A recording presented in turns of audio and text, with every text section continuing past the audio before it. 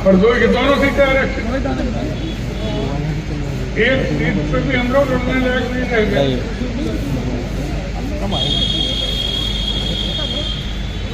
आप हारे तो इसका मतलब नेता थोड़ी देर खत्म हो गया। चुनाव जीतने हारने से नेता नहीं बनता है। इन लोगों की गलत धारणा कि एमपी हो गए, एमएलए हो गए, हम नेता हो गए। एमपी एमएलए हो गए क्षणिक रूप से हो गए, लेकिन इतिहास के पन्नों पर नाम उसका लिखा जाता है जो जनता के दिलों में घुस जाता है।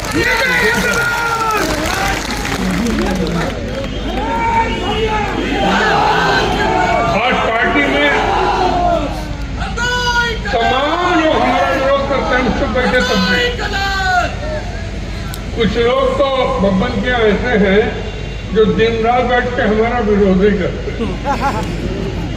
और मैं तुम्हारे चिंता नहीं करता हूँ कि मैं जब भाजपा में थे तब उन्होंने बड़ा विरोध कर लिया, कभी कुछ नहीं कर पाया, अपनी पोलिंग में नहीं आ पाया। मैं कहता चलिए इनका इनकी मर्जी पूरी हो जाए, इनका खाना तो हजम हो जाए कम से कम। उनकी हालत उस टिटहरी की तरह है जो टिटहरी रात को सोती है तो दोनों पैर ऊपर कर लेती है। एक पक्षी होता है टिटहरी, और उसको गलतफहमी होती कि आसमान उसने रोका, लेकिन वो मर जाती, चली जाती, आसमान अपनी जगह खड़ा रहता, आसमान कहीं हटता नहीं है। तो मैं भी कहता हूँ ठीक है, उनको गलतफहमी है कि हम उनकी बदौलत नेता हैं, लेकिन हम जिनकी बदौलत नेता वो सामने बैठे, हम जिनकी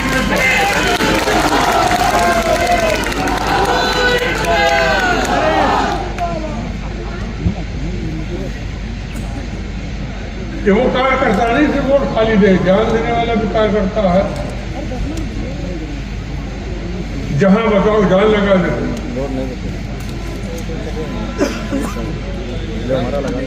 और शायद पार्टी को हमारी जरूरत नहीं है, लेकिन उसके बावजूद भी हम, क्योंकि पार्टी में है तो पार्टी को जिताने का काम करती है।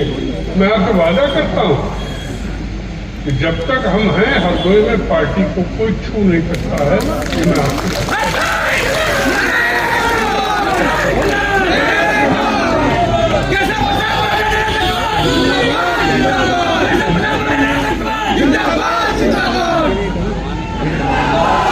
बहुत ही कम होंगे जो मन पर खड़े उसके बाद कहने,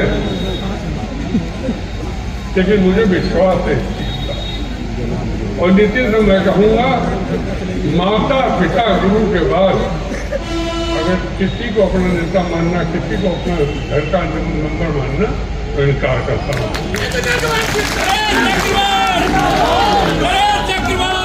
लोग बड़े काटे आगे पाऊँ। मैं आज भी कहता हूँ सबसे बड़ा अगर किसी का एहसान है तो माता पिता, उसके बाद गुरु का है, भगवान पे हमारी आस्था है। भगवान में तो सब कुछ उन्हीं का बनाया है। ईश्वर का ब्रह्मा जी ने पूरी सृष्टि की रचना कर डाली, विष्णु जी ने तमाम अवतार दे डाले, तो हम भगवान के रूप में करते हैं। तो बम बोले शंकर, उनकी तो महिमा ही परंपरा है।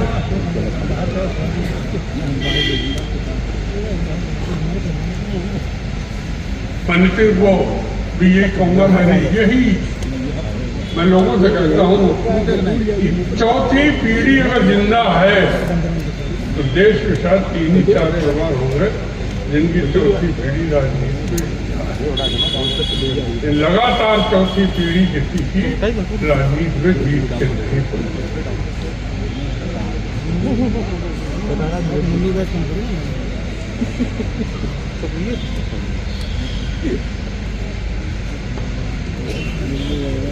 आज विश्व में मोदी जी ने जो स्थान बनाया शादी कब्रों पर, मैंने अपने जमाने में इंदिरा जी को देखा था ऐसे, और मैं मोदी जी को देख रहा हूँ। नेहरू जी के जमाने में तो बहुत छोटा था, मुझे पता भी नहीं था। एक प्रधानमंत्री जो हुए उसमें मैंने देखा इनमें निर्णय लेने की क्षमता है। और आज विश्व में हिंदुस्तान 6ठे नंबर का देश है अर्थव्यवस्था। और प्रधानमंत्री जी कहते हैं कि अगले कुछ सालों में इसको 3रे नंबर पर मिला के खड़ा कर दूंगा।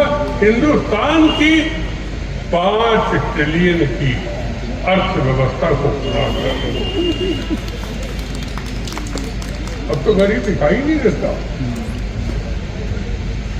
ठीक है, 85 करोड़ लोगों को बांट रहे हैं 80 करोड़ को, लेकिन वो गरीबी रेखा ने ऊपर आ चुके हैं।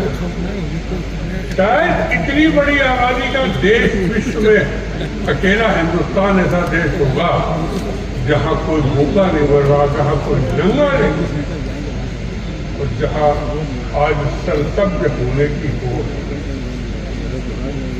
देश का नौजवान तो नए सपने के साथ निकला हुआ, सपने के साथ हमें अपने को एडजस्ट करने में दिक्कत होती है।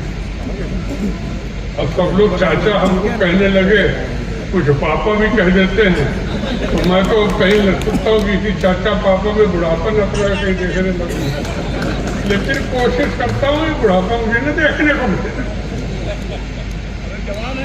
मैं उसी तरीके से जवान हूँ, मैं वो शेर हूँ, समझ लो। तो देखता सब रहता, लेकिन मौके पर उसके शिकार को कभी छोड़ता नहीं हूँ। ये याद रखना, ये समझे कि वो बूढ़ा शेर है, नरेश ऐसा शेर है, चुपचाप बैठा हुआ है, जो चाहे कह लो सुनते रहते हैं, लेकिन मौके पर शिकार करने में कभी मैं छोड़ता नहीं।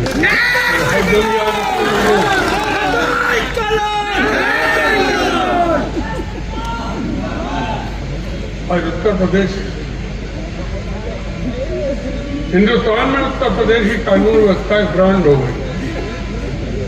जैसे कपड़ों में ब्रांड होती है, खाने पीने चीज़ों में ब्रांड होती है। अब तो हम पोते से पूछना पड़ता है कि बेटा कौन सा कपड़ा अच्छा होता है, वो कंपनी का नाम बताता कि बाबा इस कंपनी का खरीदना बहुत अच्छा है। कोशिश करता मिल जाए उस कंपनी का। वैसे उत्तर प्रदेश की कानून व्यवस्था एक ब्रांड हो गई है। बुलडोजर बाबा कहलाने लगे, बुलडोजर बाबा। लेकिन जिस तरीके से कानून व्यवस्था, ये ठीक है हम मंत्री रहे, मैंने सबसे पहले ऊर्जा मंत्री बनने के बाद हरदोई की कानून व्यवस्था को देखा। अब मुझे खुशी है कि आज हरदोई में गुंडा नाम की चीज मैंने नहीं रहने दी। मैंने ऐसा एक गिरोह नहीं रहने दिया जो किडनैपिंग करता हो, जो लोगों को सताता हो, और मैंने सबसे पहले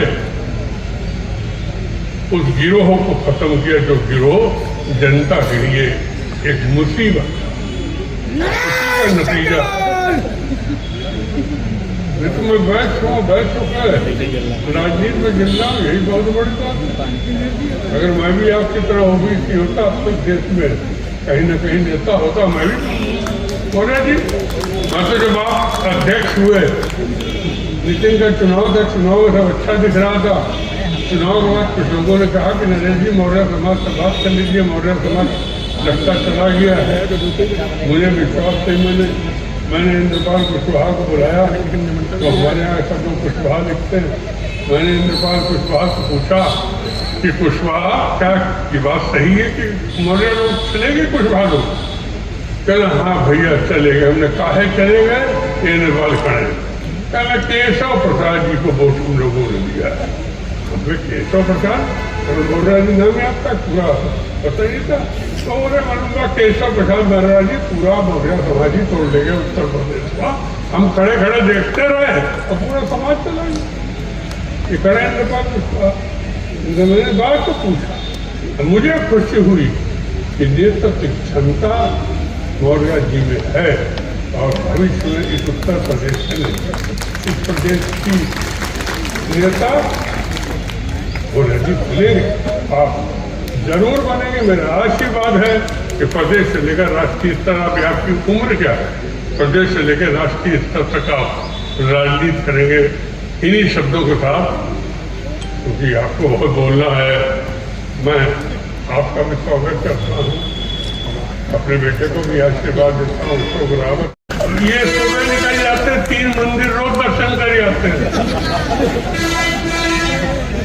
एक हिंदू था, एक मुसलमान था, दोनों में होड़ हो गई। मुसलमान बोला हमारे अल्लाह में बड़ी ताकत, हिंदू बोला हमारे भगवान में बहुत ताकत। कल अजमा लोग 3 मंजिल मकान पर गए, दोनों ने कहा कि चलो नीचे कूदो, देखें तुम्हारे अल्लाह में ताकत तुम्हारे भगवान में। मुसलमान कूदा, खाली अल्लाह अल्लाह अल्लाह करते कूद गया और उसको कुछ नहीं हुआ। हिंदू कूदा तो उसने देखकर तो भगवान लोगों का नाम लेना शुरू किया, तो कोई भगवान उसके साथ नहीं खड़ा हुआ, उसके हाथ कर साथ